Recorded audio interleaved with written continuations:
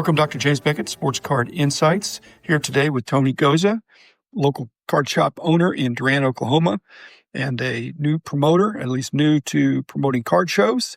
He had messaged me some things I said in a podcast about what would I do, some ideas for shows, and he said, I want to implement some of those. And I thought, well, let's talk about that, because I think the shows of the future are going to continue to evolve and get better and better. If this is going to still remain the best hobby in the world, it's going to need to continue to evolve in a positive way. And card shows and local card shops are a big part of that, I think, and I hope. So thanks, sponsors: Topps, Panini, Upper Deck, Heritage Auctions, Hugs and Scott Auctions, Mike Stadium Sports Cards, Burbank Sports Cards, ComC.com, and Beckett Media, Beckett Grading, Beckett Authentication. So thanks, Tony Goza, and here it is. Is this your first show you're promoting, or have you promoted shows before? Well, I have an interesting history, actually. I've done shows for the casino before. I've been in the car audio industry and I've owned a business here. I had my first store back in 98. Okay. Actually, I did a show for the Choctaw in 2009, and then they ended up hiring me back as a consultant to do shows for all of their casinos around Oklahoma. We drew 7,500, 10,000 people in the course of a weekend at those shows. And they got national coverage, got international coverage. There were car and truck shows, car audio type deals. Okay. I played arena football back in 2000 over in Mobile. Head coach was Kenny Burrow, and our defensive coordinator was Robert Brazil. But I guess trading cards is what got me into playing sports, and now sports photography. I've been covering the UFL and the XFL. But the thing is, sports cards is what kind of shaped my life into how I look, not only sports photography, but how I market, how I build things, even with car audio. I know it sounds weird on how you would combine the two, but it's just how I look through the lens, if you will. And so I decided to close my car audio store after decades of owning one, because I wasn't as happy anymore. We bought the building and the property here, and cards is what makes me smile. So I figured if I had a great mentor as a kid, maybe I could build a store. And that's what I decided to do. And I haven't looked back. Michael Rubin keeps saying he wants to 10x the hobby or 10x the industry. But I think the way to do it, one way is just marketing aggressively. But what you're thinking about, and the way I look at it, is that we need to connect to other groups of people. So you're talking about how you've done a lot of things in your life, but a lot of it came back to trading cards and sports cards. And so if we can connect the people, or if they're at a casino and they see a card show and they find out about it, it's a great story to be told. That's what I want to do with this show, is I want to make it more than a card show. Okay. I want to create an event. Okay. It is going to be the weekend of the NFL draft in 2026, April 24th, 5th, and 6th. Yeah. Okay. How do you see the multimedia tie-in? Because people's minds are going to be on that at the same time. How are you connecting to that? Because that's an event. But then people want to be tapping into their phones or the screens or whatever, and you're having what I think is probably not going to be an old-fashioned card show. It's going to be a new card show. So unpack how you're going to do that, because promoters can be creative and collectors and dealers can say, I'd like it if promoters did this. That would be a great show. All right. First of all, during the show itself, we'll be showing on screens at the event center, the NFL draft going on, so people are not missing out. But a couple of the things that I already do here at my store, we're going to create some kiosks. I don't know if you would call this disruptive technology per se, but imagine QR smart showcases. We do that in the store already. We built a proprietary system for our store. When people come in, they can scan a QR code on the display case, and it will show the prices we're asking. Then we're looking to add an API into that, where it can keep up with trends in the market. We partnered with Market Movers 2 years ago, and from my understanding, from what they have told me, we're the first retailer in the United States to actually build a kiosk that the public can use. And the reason I did this, I want to create a transparency for people when they come into the store, whether or not they're wanting to sell or buy cards. We can now go to this kiosk and they can see what real-time numbers are doing. So it provides more transparency for the shoppers, because a lot of times there's a stigma with LCSs of trying to rip people off. And I understand profit, right? I don't think profit is a bad word. But when a customer comes in that may not have the experience you would have or I have or knowing the prices. They just want to make sure they feel like we're telling them something that's true and let them make a decision whether or not they want to sell or buy at a certain price. Tony, it seems to me you're probably more tech savvy than the average LCS owner or even promoter. It seems like you have that going for you to even think about having an API and having the QR code to get real time what's going on and connect to a data source like market movers. But can't that be applied to the card show? Because those are like mini kiosks right there. Or does it take a lot of time to set it up? Or you just have to scan in whatever cards you have in the showcase? At the show, I'd like to have a booth set up as it would be like if you were coming into our store. And I would like to have a display, a standing kiosk to be able to walk people through. And I would also like to have a couple of kiosks on our display counters so they can see what the comp of a card is. We'll have full internet there. That won't be an issue. Can't they do that just with their own phone? Doesn't the QR code bring them to your landing page or whatever, to your ecosystem? They can do it from the phone, but that's the beauty about the partnership with the market movers is that if they scan the QR code, they can download it for themselves. All I'm doing is I'm trying to educate the customer on how they can get the prices in real time, and I give them a source of how to do it. I see that now in your card shop. That's different than the show you're going to be doing is in a casino. I'm just wondering, I'm guessing it could go either way of the Wi-Fi, the connectivity within a casino. Is that a problem or is it enhanced? Because no, not at all. They've got to be able to connect to the data source. First of all, we're going to be in the event center right across the street of the main casino. So the Wi-Fi there, everybody will be able to get on it. Now, on your show next April, the ticketing idea I was suggesting you're going to deploy? You made the comment, and I really loved it, about providing tickets for admission to the people coming in and having them give a ticket to the vendor they enjoyed the most, that they had the best reaction or the best response, the best interaction with. We want to encourage the vendors to be fun, try to educate and help the client by doing something like this. It promotes good vendors. I agree. I would love to have vendors that are helpful. And I want people to have fun. I want it to be a great experience. I want it to be great for the families that come. One of the reasons this hit hard for me is that there was a show a couple of years ago in Dallas, and I bought one of the VIP passes. I went in early because my UPS driver asked me if I was going to carry Pokemon here at the store. And I was like, I don't know, because I'm more of a sports card guy. So I went to the show, and I'm going to tell you, there was a gentleman at a Pokemon booth, not even on the main floor, one of the side rooms. And I sat down with him for a couple of hours, and he was the most helpful person I've ever talked to at that show. And I spent a lot of money with him to bring in stock for my store. I know I would absolutely thank him to no end because he was so helpful. And he would be someone that I would give that ticket to. Yeah. And I totally agree with you that people like that ought to be recognized. And if you did have a coupon on your ticket or something, you could give to him.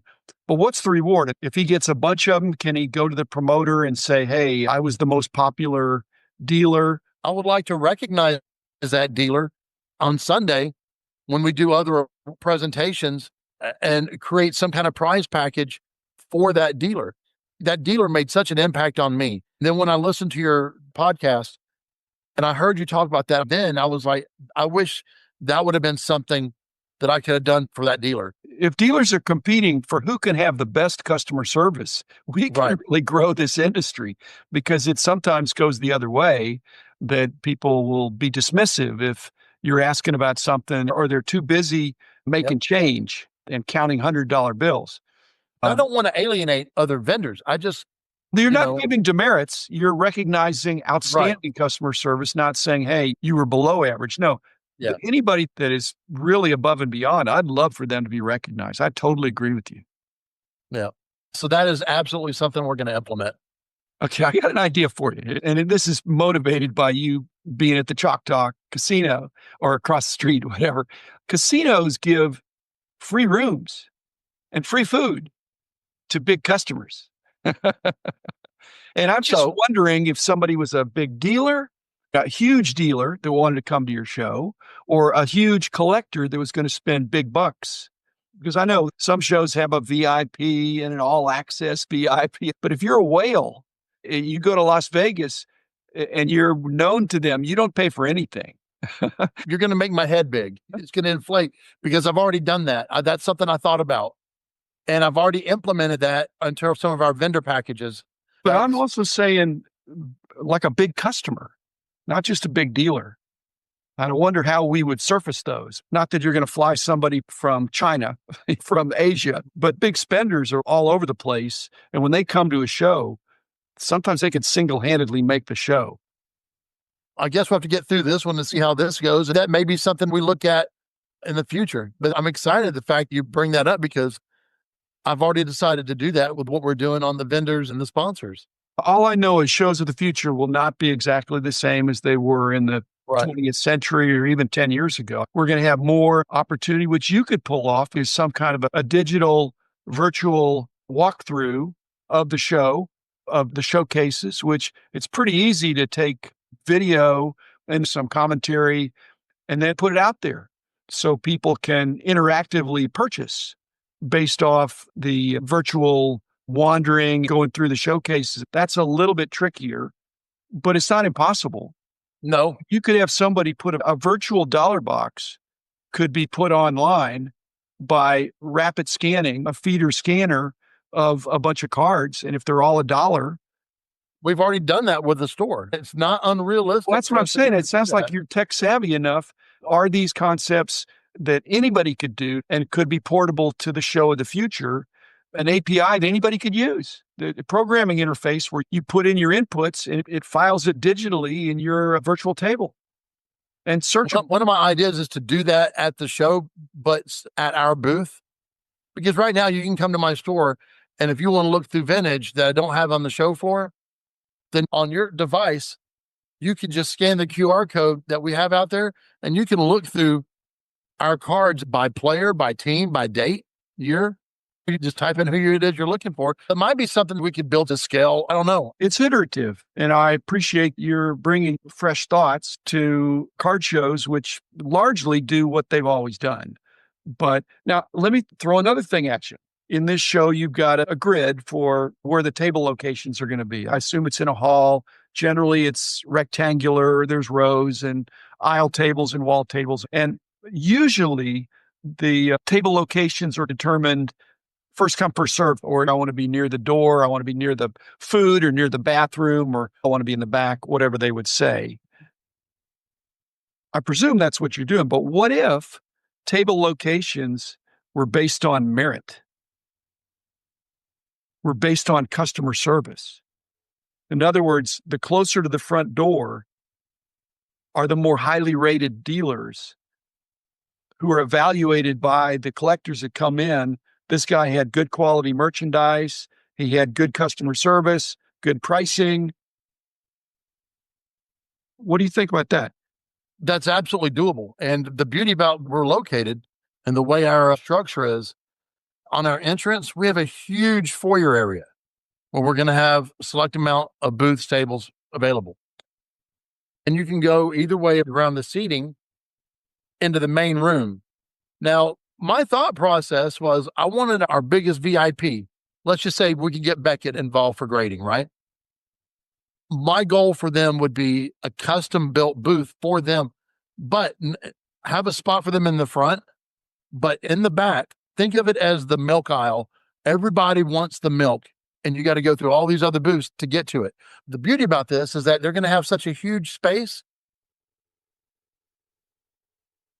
There'll be plenty of space for seating, for lines, for whatever they need, and ease of entrance and loading, unloading. And let me put something else out there for you. Our sponsors are going to have a VIP green room and private bathrooms. Tony, I think some of these things you're talking about are ideal for a casino location because that's high touch, good customer service for good customers, and making a very positive customer experience so that they'll spend money and stay and enjoy themselves. And you're saying the betting, the gambling is across the street. Yes, we won't have any alcohol on the floor. I really want this to be a good family-friendly environment. However, we will have food trucks there, plenty of dining options. Okay, so now you're like a first-time promoter for sports cards. but you're a veteran promoter for shows dealing with these same venues.